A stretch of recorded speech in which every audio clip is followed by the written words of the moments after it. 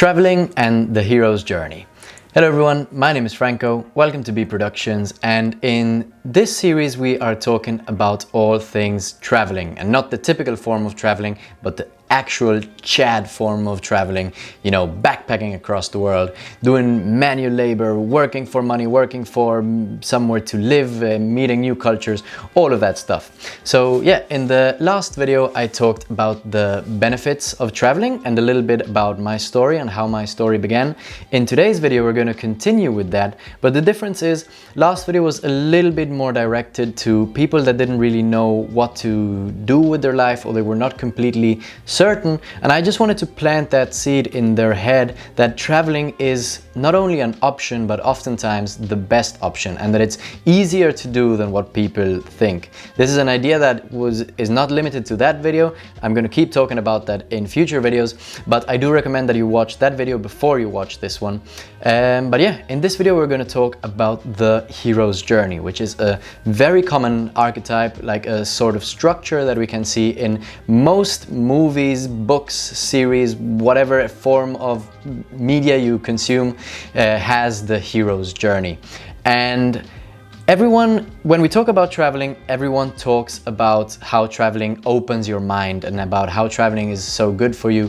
But in the last year or so, I came up with a I think a really good theory on why exactly it is that traveling opens your mind and why exactly it is that you get these results that people so often talk about.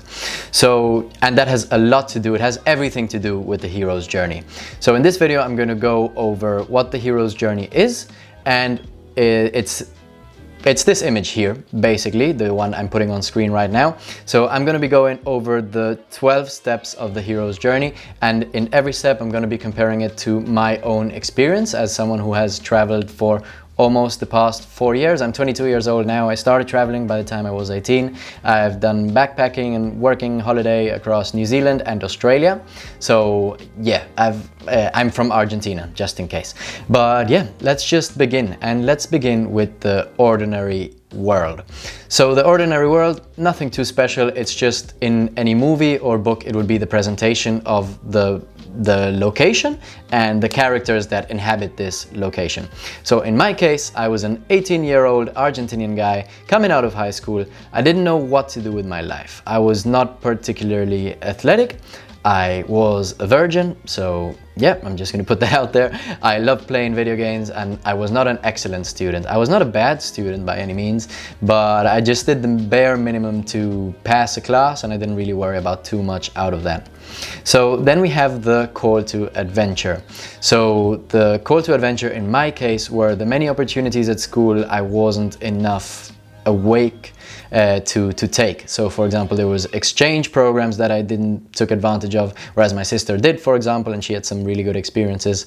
But yeah, that was one of them. Then there was times where I actually did travel. We went to Bariloche or Patagonia. We went to different areas in Argentina, and I wasn't really open to receiving what that experience had to teach me. There was also one time when we went to Europe with my friends, and I was in a very negative mindset, and I didn't really learn what I could have learned. Part of that was that the trip wasn't organized in a way that I was really interested in, but part of that was just me being a crybaby and just not being able to enjoy something good when it's in front of you. Besides that, in my day-to-day life, I didn't leave my house or my room too much. I didn't even go out much. Like, forget about traveling. I didn't even go out of my room very much, and I didn't meet with friends as much as I would like to have, as I would have liked to, whatever, however you say that, and I didn't go out to party or any of that. So that would be the refusal of the call, which is the third step, right? So I had these call to adventures many times in my life, but at the beginning I refused. And that's it for me. For many people, this refusal goes on for years or even their whole life. So then there's the meeting the mentor. And in my case, my mentors have been many influencers that I've just checked out online and who have inspired me to travel and to kind of do something with my life. My mom also, who she didn't start studying in a university until she was 26. She spent her time since she was 16 until she was 26 traveling, mostly through Europe. She became a ski instructor, a very good one at that. She was very talented. She met with professional ski racers across the world. And she's had a very, very interesting life. She's been independent since she was 16. So she is definitely a big mentor of mine. I mean, she's literally my mom, but she's a very big inspiration for me. And it really helped me to want to go out and have an interesting life in the same way that she had. And the last one would be my cousin. Honestly, to a lesser extent than my mom, because obviously I don't know her as well, but my cousin was the one that had done a work and holiday experience in Australia. And my mom asked me if I wanted to do something like that because she knew that my cousin had done it and because she knew that I always wanted to travel and that I never traveled as much as I really wanted to. And on top of that, it didn't hurt that my cousin is pretty successful in Germany. So she started traveling, but after traveling, she became pretty happy and pretty successful in her home country of Germany. So then there's the crossing the threshold. And it's pretty self-explanatory, right? This is the moment when I decided to leave from Argentina and go to New Zealand. Originally I went to New Zealand and then I went to Australia. But people act as if I didn't go through the things that they would have to go through if they decided to travel. So when I talk to people about traveling and when I talk to them about the benefits of traveling, they always admit that those benefits exist, but then they don't say it, but they kind of give me the idea that it's like, but I would have to save money and I would have to get the visa and I would have to get all of this. And it's like, do you think that I didn't pass through that? Like I had to do those medical checks, I had to get the visa, I had to save money, I had to check where I was going to go and kind of do all the bureaucracy around it. And yes, it is true that I was 18 at the time, so I had a lot of help from my parents and I am really thankful to them for how supportive they've been through this whole journey. But yeah, it's part of it, and it's in many cases by far not as hard as you think it is. Even if you have an Argentinian passport, because I know part of my audience is Argentinian, even if you have an Argentinian passport, Australians love Argentinians and they give out work and holiday visas basically out willy-nilly. And yeah, as I said in the last video, if money is an issue for you, I understand that, but just know that in my travels, I've met many people from third world countries who've started their travels with $800 or less. Many times in their travels, they've had $0, and many times in my travels, I've had $0. So yeah, it's if you literally don't have enough money to pay the visa and the plane ticket and whatever, fair enough. If you really want to travel, find a way to save up that money. But yeah, I just wanted to put that out there, that people think that I could just do like this and appear in New Zealand, and that's not true. If there's complications to traveling, who would have guessed? You actually have to put in effort to achieve what you want to achieve. But yeah, that was a little rant out of the way. So yeah, the next step is step number 6, and this is test allies and foes. And in the case of tests, I have mine written down here because I want to make sure I don't miss none of these. So first of all, let me say this is cyclical. You know, it doesn't just happen once and then it stops happening. It repeats for about 100 years, or depending how long you live. But yeah, in my case, my tests have been, my first test was living alone. Obviously, I left when I was 18. I hadn't lived alone yet, so I had to figure out housing, cooking, moving. I bought my first car, then my second car, and then my third car, etc. I've had to learn to manage substance abuse. I've had to overcome scarcity mindset. I've had to learn to manage money. I've had to overcome imposter syndrome, which, to be honest, I'm still fighting that one right now. I've had to overcome talking to strangers. I had to overcome talking to girls, since, as I said, I was a virgin when I left. I've had to learn to do physical labor, learn to do mental labor, working hourly rates, working what I call performance rates. So in the case of the orchard, for example, they would pay you depending on how fast you would pick the fruit.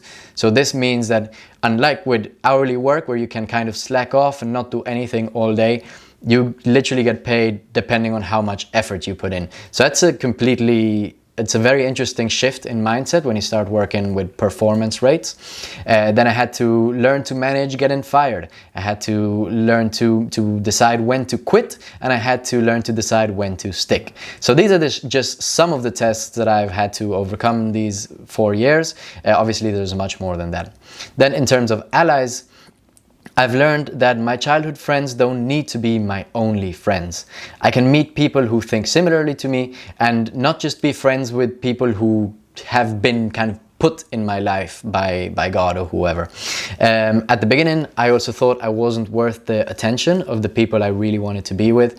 And then as long as I kept going with my travels, I've noticed not only that you can be friends with people you admire, but it's not even that hard. You just have to go for it. And you might, sometimes people will not be interested in you, and that's part of life, but sometimes they will. And you'll see that you're worth more than you think you are worth. In terms of allies, I've also had nice bosses, because I'm going to mention asshole bosses, and I just want, if my current boss is watching this, I just want him to know that he is one of the nice bosses.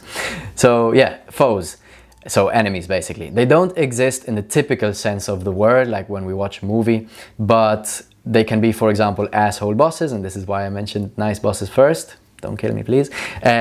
Fake friends, and people who don't take you where you want to be. People who have a low self-image of themselves. They consequently make you have a low self-image of yourself. Some other foes have been substances or poor money choices and stuff of that sort. And I just want to let you know that I'm not washing my hands here. I chose to be with many of these people until I didn't. So number 7 is approach to the inmost cave, and this can also be described as kind of your low point. In most movies that we watch nowadays, there's one point where a hero gets to the lowest point in their life, or at least in the movie. And for me, there was many points. As I said, this is cyclical, it doesn't happen just once, but there was many points during my travels where I really wanted to go back home. I had been completely broke, so like $1, $0 and stuff like that for about 4 to 6 times in my travels. I've been this broke. And then I've had, for example, periods where I was traveling alone, where I thought it would be the best thing in the world, but because of my bad habits at the time, I ended up spending more time in my car than outside. I ended up not talking to anyone, and I ended up, for example, smoking more cigarettes than I ate food. I've also spent Christmas alone once, in my car alone. So yeah, I've definitely had a lot of low points. And first of all, the good news is part of my job here is to avoid you having to pass through the same low points as me. But I do need to give you a dose of reality and just let you know that getting out of your comfort zone literally sometimes means that you're going to end up being uncomfortable. All right, next step is the ordeal. So the ordeal pretty much is just overcoming these problems. And once you overcome them, you have the reward. And I've just given you all the negatives of, if you will, the negatives of traveling, and now I'll give you the reward. So for example, and I'm going to read these out, so excuse me, I just don't want to miss anything.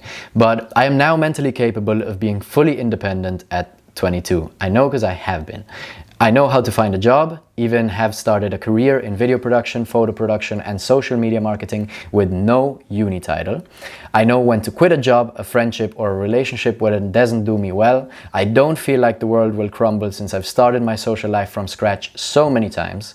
I don't have the same scarcity mindset I had at 18, nor the money trauma. I now have a healthier relationship with money. I'm just fucking happier, let's just put it that way. I used to think my life was and was always going to be boring, and now I don't think that anymore. And I really feel the freedom to do whatever I want in life, as long as it's in the best interest for me and doesn't harm anyone. And in this point, I do need to thank my family for their support, because this makes it heaps easier. I know it can be more difficult for people depending on their family situation. I also found out that I was capable of so much more than I ever thought I'd be capable of. I am also able to resist much more than I ever thought. And I now know that some things that keep people terrified for their whole lives are actually not that bad, and most importantly, reversible, which gives me the courage to do things other people don't dare to do. Obviously, these are not all the rewards, these are just some of them. So step number 10 is the road back. In my case, it had been maybe 6 to 8 months before I came back that I already knew that I was coming back. And what was good for me was that I had a time limit, you know, for my travels until then. Every time I wasn't able to save or I wasn't able to achieve my goals, it was fine because I would just extend my visa and I would just find a way to give myself more time to achieve these goals. This time it was like, no, I have 8 months to return victorious, if you will, or I'll just return sad, and I'll return with less money and maybe less friendships than I originally came with. Well, less friendships doesn't make sense, but less money, yes. So I really wanted to end with a happy note because I think, and I'll go into this in a future video, but I think the way you begin something and the way you start something is really important, and the middle many times just figures itself out on its own. So there was many times where I was literally this close to returning back to Argentina, but it was on a negative note, and this time I knew that I had the opportunity to come back with a happy note. So I put my mind to it, and together with my sister's help, I'm gonna thank Sasha, she has really helped me a lot in this area. I started advertising my freelance work and I got so many clients that I was busy literally 24/7. I didn't stop for the last 4 months before I came here. And I am gonna be doing a video about that soon, but the TLDR is that I went from being a Uber Eats delivery person to a full-time video producer, photographer, and social media manager in basically a week. I mean, it's been more than a week in certain terms, but the literal work that took me to that has been just a week. So that's definitely an interesting video that I plan to do in the future. But yeah, I was able to save in 4 months what I was unable to save in almost 4 years previously. And this also is going to go into the video that I mentioned. And another thing is I was true to who I was, and I took many difficult, unpopular decisions. So then step 11 is the resurrection. So my low points made me who I am, right? And as I said, it's easy to say that getting out of your comfort zone makes you grow as a person, but I feel like many people don't intrinsically understand that until you are willing to be open to the possibility that bad things may happen to you, the growth you're going to have is going to be minimal. It's not like you're not going to grow at all, but if you really want to grow in a life-changing form in record time, you need to be as open as you can be to bad things happening to you. And it was a little bit sad to me because many times I would speak with friends or with people from home, and I could feel it. It's not like they said anything specific, but I could feel that as soon as I started talking about my low points and about the negative sides of my travels, that they lost interest. And I feel like there's at least a few of them that maybe would have traveled with me maybe if I hadn't mentioned all of the bad stuff that I was going through. And it's a little bit sad because I think it misses the whole point. You know, people talk about going out of their comfort zone all the time, but when it comes to practice, people don't do it. And me, many times I haven't done it as well. So I'm not saying like I am like this hasn't happened to me.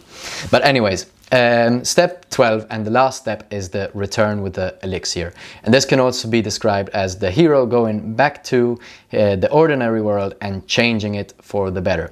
So I am in my old world right now. I'm in my room in Argentina that I've been in since I was 18, but I have changed a lot. So I now work on what's important for me. Like for example, this video, it is super important to me that I can convince at least one person to travel at least a little bit more. That's my motto for now, because I know I might have like 12 viewers on this video. I also have work for outside businesses and other people that I'm working for in an industry that really interests me in my career, which as I said is videography and photography and social media managing and all of that.